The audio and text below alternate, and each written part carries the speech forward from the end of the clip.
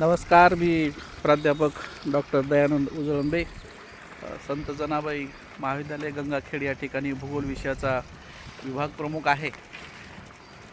गंगाखेड हे गोदावरी नदीच्या काठी वसलेलं एक पूर्वीचं गाव होतं.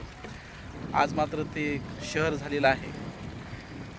नदी ही एक संस्कृती आहे आणि प्राचीन ज्या काही संस्कृती उदयास आल्या त्यामध्ये सिंधू संस्कृती असेल, गंगा संस्कृती असेल, मेसोपोटेमियन संस्कृती असेल, अशाच पद्धतीची गोदावरी नदी ही देखील आपली माता म्हणतो.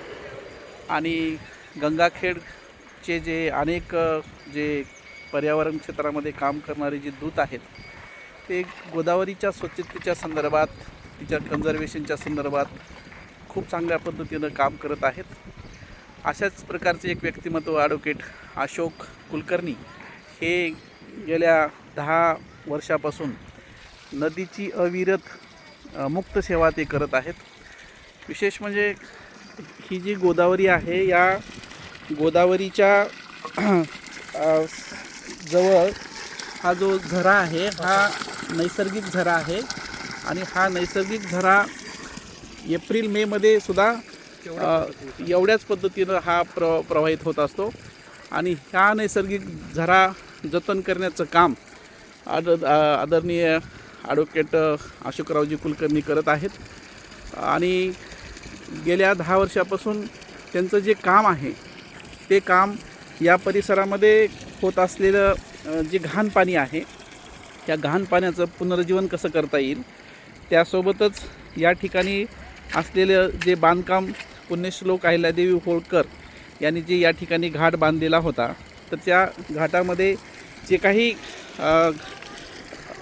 पडझड झालेली आहे त्या पडझडीच्या संदर्भातसुद्धा दुरुस्ती करण्याचं काम स्वखर्चावून करत आहेत. इथंच त्यांच्या एक स्वयंसेविका पर्यावरणाच्या संदर्भात काम करणाऱ्या एक या ठिकाणी महिला आहेत.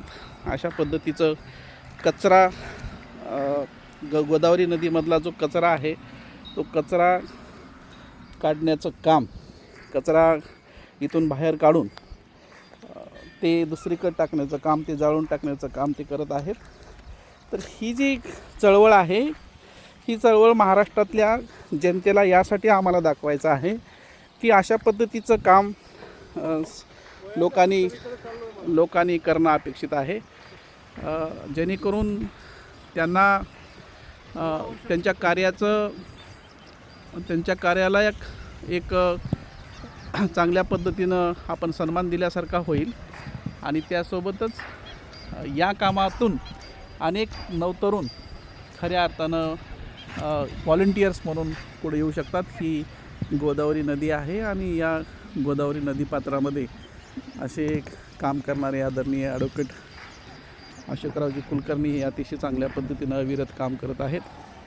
मला पर्यावरणाचा अभ्यासक म्हणून मला आनंद आहे की या परिसरातली जी गोदावरी नदी आहे ती गोदावरी नदी स्वच्छतेच्या संदर्भात हे काम करत आहेत. त्यांचं मी मनापासून अभिनंदन करतो.